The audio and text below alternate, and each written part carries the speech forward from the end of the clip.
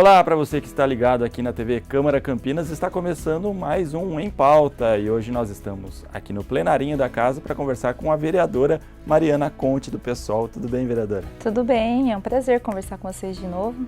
Muito obrigado pela presença. A gente vai discutir bastante coisa aqui hoje, né, vereadora? Com certeza, mas às vezes a gente discute, o tempo passa tão rápido, né, que é muita coisa para conversar. Então vamos tentar agilizar já de cara, porque nós temos muitos assuntos. A senhora, como presidente da Comissão da Mulher, a senhora está sempre antenada com essa questão, em especial da violência contra a mulher. É um caso preocupante.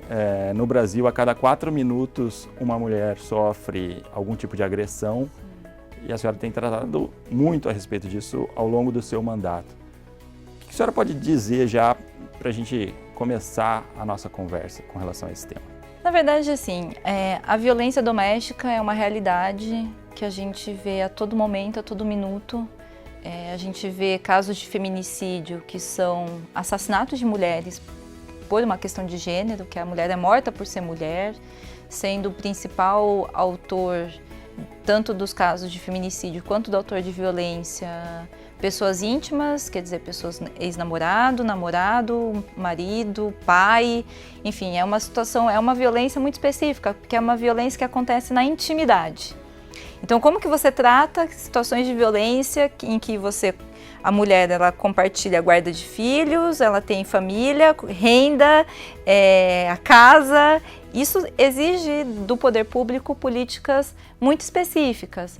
E quando a gente discute que a Lei Maria da Penha é uma das melhores leis, e é mesmo, uma das melhores leis do mundo para tratar da violência doméstica, a Lei Maria da Penha prevê uma série de serviços, uma rede de atenção às mulheres, para que você consiga ajudar a mulher a sair do ciclo de violência, ou seja, construir condições para que a mulher saia desse ciclo e prevenir, então, sejam violências graves, que toda violência é grave, mas assim, digamos assim, violências que coloquem em risco a vida da mulher, coloquem em risco a vida do filho, ou mesmo o cotidiano, né? Porque você imagina, eu converso com mulheres que passaram 30 anos em situação de violência. É lógico, tem depressão, tem pressão alta. Eu fico imaginando o que é a vida dessa mulher, vivendo 30 anos, 40 anos de violência doméstica. Vai agravando o caso, né? E o que é os filhos, né? Qual a referência de família que as crianças têm? Então, a Lei Maria da Penha prevê uma série de serviços. Então, desde o início dos trabalhos da Comissão da Mulher, de 2017 até agora, a gente tem discutido muito e a prioridade é a implementação desses serviços, porque você tem legislações que protegem. Na verdade, a grande questão da violência doméstica pós-Lei Maria da Penha não é legislação em si, é você conseguir fazer com que a legislação seja implementada. E para isso você precisa de serviços. Então por isso que a gente trabalhou a questão do juizado especializado em violência doméstica. Nós conseguimos a criação aqui em Campinas, conseguimos a criação de vaga da defensoria especializada, a defensoria pública que atende, no caso das mulheres, gratuitamente da assistência jurídica. A gente teve a criação do cargo, o cargo está para ser, digamos assim, está em tramitação interna para ser ocupado, né? E recentemente, esse tem sido um debate que tem sido feito em nível nacional, no sentido de avançar, de cumprir o que a Lei Maria da Penha diz, da criação de centros de reeducação do autor de violência. Então, isso é uma discussão que está acontecendo em nível nacional. No segundo semestre de 2019, a gente trouxe esse debate aqui para Campinas por meio da Comissão da Mulher. E a ideia era conhecer o que existe de experiência no Brasil, porque são experiências muito iniciais, pouco sistematizadas, que muitas vezes aconteciam quase como experiências modelo, sabe? Que você, pelo levantamento que eu fiz, tem 41 em todo o Brasil. E nessa reunião, que foi em setembro, né, da Comissão da Mulher, de setembro de 2019, a senhora convidou a assistente social Marilda de Oliveira Lemos, ela que tem esse trabalho desenvolvido em Pirajuí aqui no estado de São Paulo e também em Santo André, né? Santo André, exatamente. E aí ela pôde exemplificar um pouco dessa questão, e agora Campinas vai ter um centro de reeducação, é isso? Exatamente. A Marilda veio aqui, a gente conversou bastante sobre como que é a experiência, porque ela tem uma experiência na implantação de um centro de reeducação numa cidade como Santo André, que é uma cidade, né, faz parte ali da Grande São Paulo, ou seja, tem os problemas e a dinâmica de uma cidade grande, e ela teve a experiência de implantação em Pirajuí também, né, e com uma cidade pequena. Então foi bem interessante assim ela mostrar as diferenças e na verdade o que fica claro é que a cidade ela precisa ter algumas referências, né, referências que eu acho que inclusive a legislação nacional precisa caminhar em termos de criação de protocolos, criações de como de funcionamento é importante, mas também precisa ter em vista o que é a realidade do município, como que o município funciona, como o município se organiza, quais são os serviços que tem, né? Então a gente precisa mesclar parâmetros de referência com o que é a realidade daquele local, porque cada cidade tem diferença na rede de assistência, tem referência na rede de atendimento. E aí, agora no começo do ano, de 2020, a Prefeitura anunciou então que pretende criar o Centro de Responsabilização e Reeducação do Autor de Violência. O que eu acho que assim, é muito significativo, é uma reivindicação antiga, é uma conquista importante. Eu acredito que a Prefeitura acerta ao criar, por enquanto nós temos o anúncio, né? Estamos aí aguardando a implementação, mas me parece que existe aí um prazo de, ainda no primeiro semestre de 2020, o Centro de Reeducação estar funcionando. E tem lá uma pontinha do seu trabalho aqui na Câmara para essa conquista. Com Imagina certeza. O orgulho da senhora também por relação a isso, né? A gente fica muito feliz quando a gente... Porque o que eu acredito, assim, às vezes a gente fica enxugando o gelo, né? A gente fica lidando com sintomas. E ao invés, a política mais inteligente, mais barata, mais eficiente é você prevenir. É você evitar que os casos de violência aconteçam. E o Centro de Reeducação tem esse papel. O que é um centro de reeducação? A gente fala que é centro de reeducação e responsabilização do autor de violência. Primeiro que a gente está abolindo a ideia do agressor. Porque não é o agressor, né, quer dizer, um homem que comete uma violência contra a mulher, ele é um autor de violência. Né? A gente não está estigmatizando, reduzindo o que ele é muita coisa e ele pode mudar. Ele pode mudar sua conduta. A ideia é a aposta de que os homens podem mudar sua conduta. E, ao mesmo tempo, é responsabilização, porque a gente tem um histórico no Brasil de que o Estado sempre fechou os olhos e sempre legitimou a violência contra a mulher. Né? Tanto que até a Lei Maria da Penha, até a Lei 9.099, a violência contra a mulher era considerada uma lei menor, como briga de vizinho. E foi a Lei Maria da Penha que mudou isso, quer dizer, é uma coisa séria, é grave, tem impacto na vida, né? Isso leva as mulheres a adoecimento, cria dor, machuca, pode até levar à morte, então, ou seja, é uma situação séria, né? E o homem precisa ser responsabilizado, né? Então, a ideia do centro não é um centro para aliviar, né, não é uma coisa para diminuir a pena, nada disso, é para responsabilizar o autor de violência, apostando que a responsabilização passa por reeducar aquele autor de violência na forma de lidar com as mulheres. Porque a gente sabe que essa é uma constatação, na verdade, a violência de gênero, ela tem uma raiz que é uma raiz social também, de como que o homem é ensinado a lidar com a mulher, que a gente fala das masculinidades, né? Como que se constrói a masculinidade? A masculinidade, infelizmente, a gente é uma sociedade que muitas vezes a masculinidade é construída na base da tutela, na base do homem entender a mulher como sua propriedade, que o homem tem o dever, o direito, e é bem visto se ele uma proteção, mas que ao mesmo tempo é controle, e que ele tem o direito de decidir sobre a vida da mulher, se a mulher vai estudar, se a mulher, né? Então, assim, a gente tem essa construção na sociedade, né? Até no jeito como a gente fala, né? Muitas vezes a pessoa casada fala, minha mulher em vez da minha esposa, né? Ou aquela coisa, você deixa a sua mulher sair sozinha? Exatamente. Poxa, exatamente. E muitas vezes isso é legitimado, né?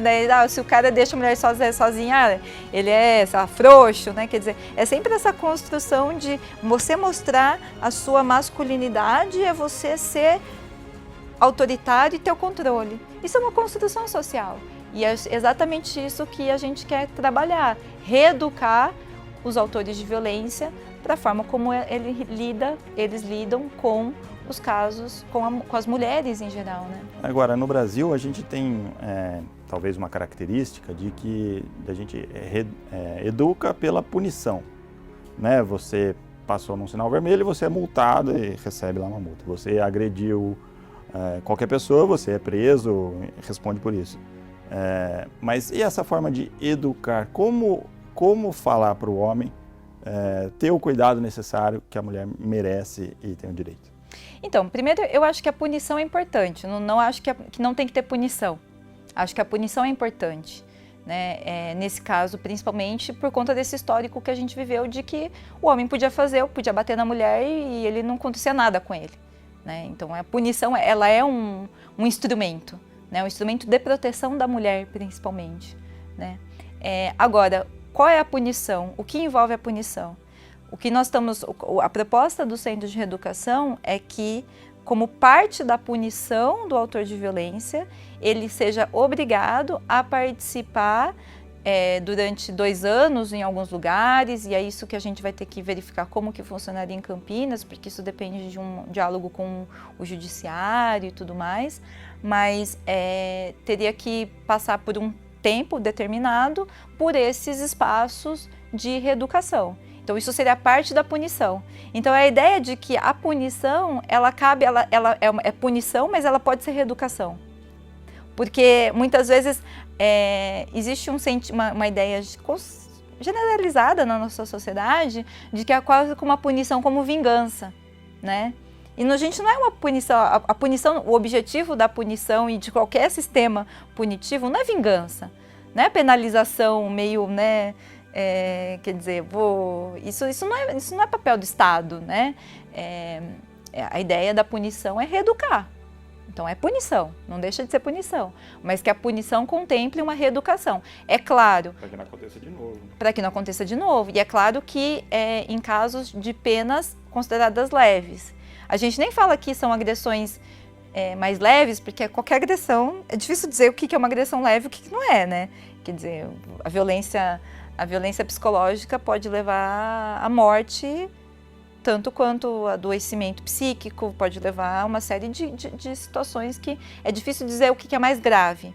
Mas você tem o regimento sobre tipos de penalidades. Então, no caso de penas leves, então, assim, o cara é penalizado, passa pelo processo judiciário, é condenado pela Lei Maria da Penha. Ele fazer parte da pena que ele responde, ele ser obrigado a frequentar esses centros, né? E é isso que, na verdade, até a gente, em março agora de 2020, a gente vai fazer a próxima reunião da Comissão da Mulher, trazendo a Coordenadoria da Mulher e a Secretaria de Assistência Social e Segurança Alimentar, que está responsável por esse programa, porque eu acredito que a primeira coisa é entender o que a Prefeitura está pensando, como que vai funcionar isso, né? Como que vai ser isso na cidade de Campinas, e eu acredito que a gente vai precisar que o Legislativo, as universidades, o movimento feminista, que a gente acumule e faça, digamos assim, esteja acompanhando, mas ao mesmo tempo sugerindo como que funciona, quais as referências, quais digamos assim, mesmo, né, sobre que base que vai ser feita esse centro de reeducação. E para a gente encerrar esse bloco, eu separei alguns dados, só para a gente citar. Segundo o Ministério da Saúde, em 2018, o Brasil registrou 145 mil casos de violência em que as vítimas sobreviveram. E dessas vítimas, 68% são do sexo feminino. Os casos de violência sexual também tiveram um aumento no período, sendo que 7 em cada 10 vítimas são crianças a adolescentes até 19 anos. E ainda os estupros coletivos contra as mulheres foram 3.837 entre 2014 e 2018. E as estatísticas não param, e é bom a gente ressaltar que esses dados não se referem exatamente ao número exato, porque muitos casos não são relatados às autoridades e fica porque por aí. Esse tipo de violência é o tipo da violência que, para ela virar uma denúncia, já é a política, inclusive, incentivar, fortalecer, apoiar a mulher para ela realizar a denúncia, porque não é simples você realizar a denúncia. Caso de violência, de assédio, de violência sexual, de violência doméstica, uma mulher sozinha, né? A gente tem exemplos famosos de mulheres que denunciaram pessoas importantes de violência sexual e sofreram, inclusive, julgamento público sobre isso, né? Então é uma situação difícil. Difícil. E a gente espera que esse centro possa vir para Campinas o mais rápido possível. E para lembrar a estatística a primeira que eu dei logo no início do programa, a cada 4 minutos uma mulher sofre uma agressão. Então, enquanto a gente estava aqui conversando, 4 mulheres no Brasil já sofreram alguma coisa. É um número terrivelmente triste para a nossa sociedade. A gente vai fazer um pequeno intervalo, daqui a pouco a gente volta com outros temas aqui no Em Pauta com a Mariana Conte, a vereadora Mariana Conte. Continue conosco.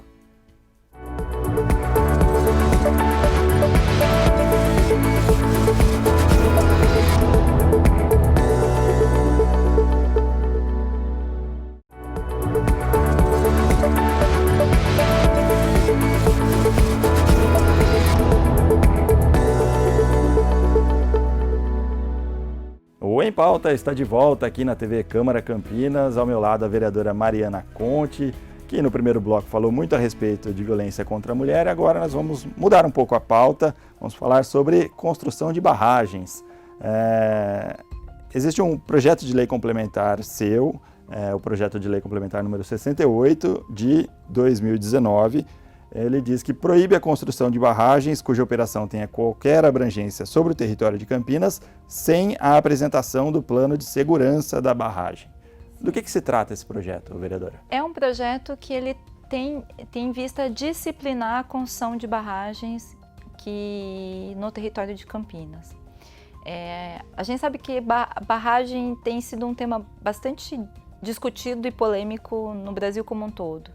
E a gente tem visto que muitos projetos de barragem foram construídos ao longo do tempo e que os efeitos dessas barragens, seja ela barragem de rejeitos, barragens de reservatórios de água, todo tipo de barragem de diversas naturezas, os efeitos a gente vê depois, né? Porque hoje a gente tem aí, né? A gente teve o caso de Mariana, o caso de Brumadinho, que era uma barragem de rejeitos, mas a gente tem inúmeras barragens por todo o país, Minas Gerais principalmente, mas também aqui no estado de São Paulo, barragens com alerta, com níveis diferentes de alerta sobre os impactos que seja uma chuva, seja o próprio tempo, né? Porque a barragem ela tem um tempo de validade, que você pode ter acidentes. E ter acidente é uma coisa que, quando você pensa uma obra do tamanho de uma barragem, quer dizer, ter acidente é uma... Não vai ser de grandes proporções. Né? Quer dizer, é sempre um risco. Né? Toda barragem é um risco, você tem diferentes níveis de risco, mas toda barragem é um risco. E aí o projeto que eu apresentei é porque, no meu entendimento, não faz sentido, a Política Nacional de Barragens, ele exige que você tenha apresentação do plano de segurança antes da barragem entrar em operação. Então você constrói e depois apresenta o plano de segurança.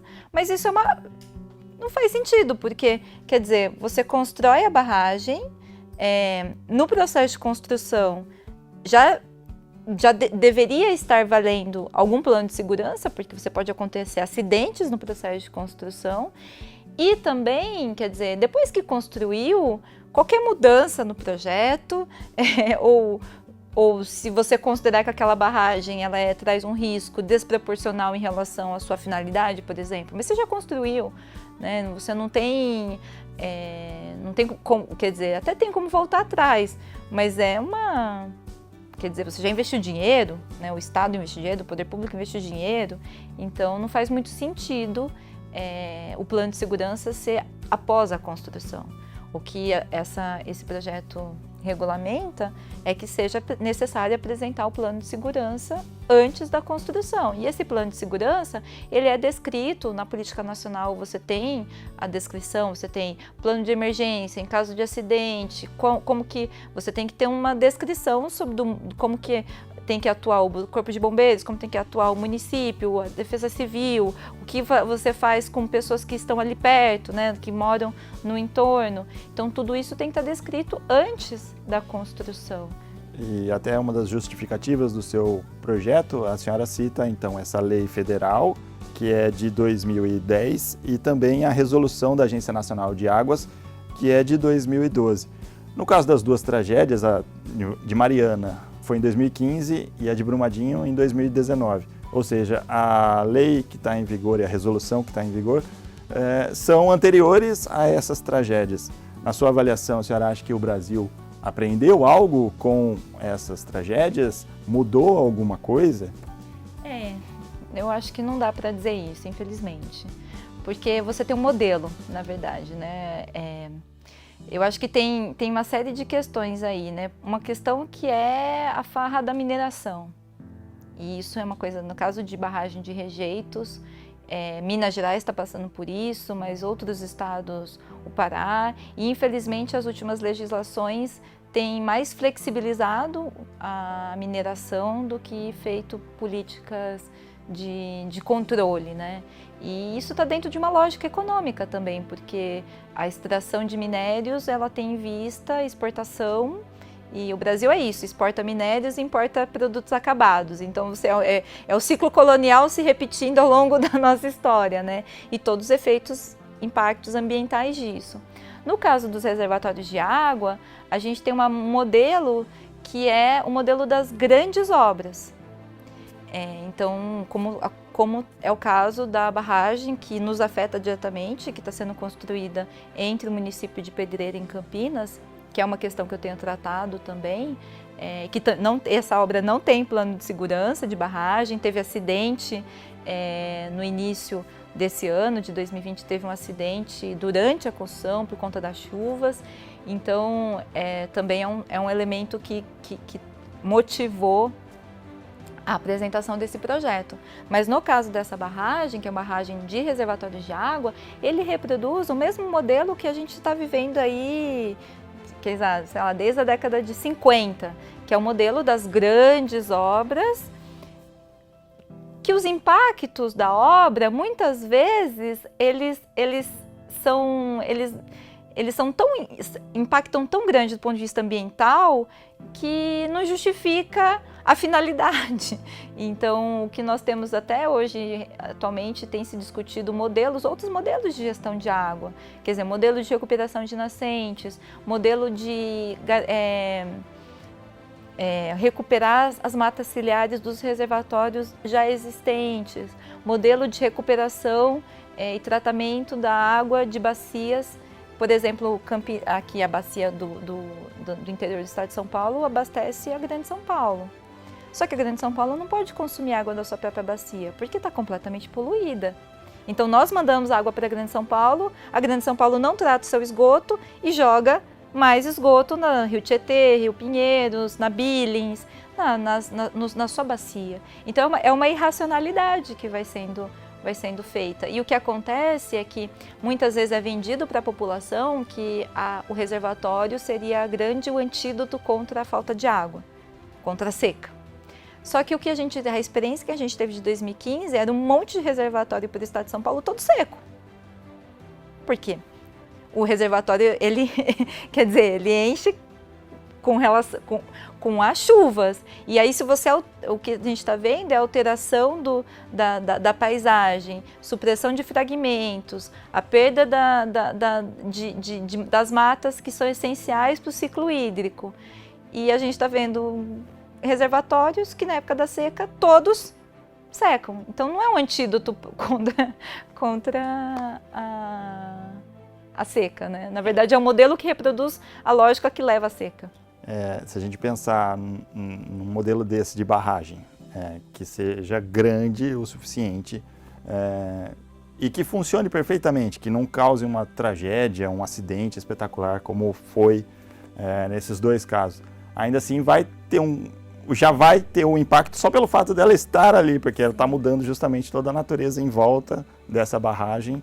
E aí a captação de água também muda, o curso do rio muda, porque você tudo precisa muda. do ciclo de evapotranspiração. E aqui no caso dessa barragem de Pedreira, Pedreira e Campinas, porque tem uma parte do território de Campinas que pega, teve uma mudança em 2017, em dezembro de 2017, a Câmara Municipal aprovou a mudança da lei da APA, Área de Proteção Ambiental de Campinas, né? E eu fui contra essa mudança, questionei essa mudança, porque essa mudança, ela desprotegia os fragmentos de mata da APA para construir a barragem. Então, para construir a barragem, Campinas autorizou a supressão de fragmentos de mata, sendo que todos os estudos da própria prefeitura, laudo técnico da própria prefeitura, demonstram que a presença dos fragmentos de mata ela é essencial para a fixação da água. Porque a nossa região, a região da APA de Campinas, que é a principal produtora de água daqui da região, ela está o tipo de solo é um solo que a fixação ele é um solo fraturado. Então a água ela fixa com facilidade, mas depende das árvores para fixar. Senão você tem perda de água. Perda de água, a água vai embora, não fixa, né? E então é necessário a presença dos fragmentos para fixação, para recarga hídrica daquela região. Então, na verdade, em nome da construção de um reservatório que teoricamente é vendido como um antídoto contra a seca, você desprotege os fragmentos que são essenciais para a fixação da água. Então, é um modelo, modelo de forma de gestão, fora outras coisas. Essa barragem, na verdade, a gente tem uma série de questionamentos, e um dos questionamentos é que ela não tem adutora. Então, se é para abastecimento, como é que você vai para a ligação do reservatório para a rede de abastecimento? Você precisa de uma adutora. E não tem adutora no projeto. O custo estimado para fazer a adutora é muito mais caro do que a própria construção do reservatório. Precisaria passar por outro processo de licenciamento ambiental. Nós estivemos na audiência pública, eu estive na audiência pública do DAE, e isso foi questionado abertamente, e o DAE falou abertamente que é outro projeto, outra licença ambiental, outro financiamento, outro recurso, que a adutora não está prevista. Então, você está fazendo um reservatório de grande impacto ambiental que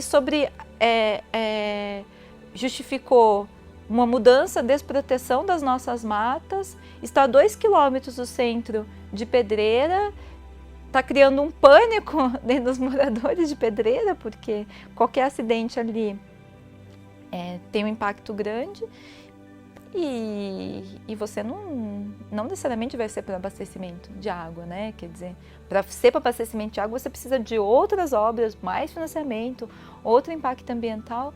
Então qual é o sentido, né? Então, você tem medidas alternativas a serem feitas, né? Desassoreamento dos reservatórios existentes, recuperação das nascentes, você fazer uma política de reuso de água. Você tem uma série de políticas que poderiam ser feitas sem precisar adotar esse modelo desses grandes reservatórios de grande impacto, que custa caríssimo, né? Porque são obras milionárias, né? E com o perdão do trocadilho, tem muita água para rolar ainda com relação a esse tema. Mas essa, para mim, a questão do plano de segurança é uma questão básica. E esse projeto, caso seja aprovado, vai valer para todas as barragens, qualquer barragem de qualquer natureza que for construída na cidade de Campinas. Na minha opinião, isso seria o mínimo, né? Sim. Antes de construir, você dizer que vai ser seguro. Tem razão. Vereadora, muito obrigado por essa entrevista.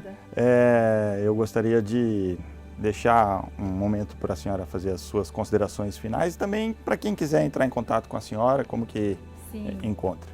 Olha, é sempre um prazer conversar com vocês, conversar com o público que está assistindo a TV Câmara. Eu parabenizo o trabalho, a TV Câmara cumpre um papel muito importante de divulgar as ações e manter esse diálogo próximo. Quem quiser entrar em contato com o nosso gabinete, tem os nossos telefones. Posso dar o telefone aqui? Claro. Institucional, 3736-1340. Tem o e-mail, marianaconte@campinas.sp.leg.br. É um e-mail meio longo, mas está disponível no site da Câmara. E tem as nossas redes sociais, tem o Facebook, tem o WhatsApp, tem o Instagram, enfim, quiser entrar em contato com a gente e também, enfim, participar das nossas atividades, das audiências públicas, fique à vontade, venha discutir. A gente tem reunião da Comissão da Mulher, que a gente faz todo mês, vai ter audiência pública do projeto das barragens, porque inclusive é uma exigência pela lei, então vem participar com a gente e discutir esses temas.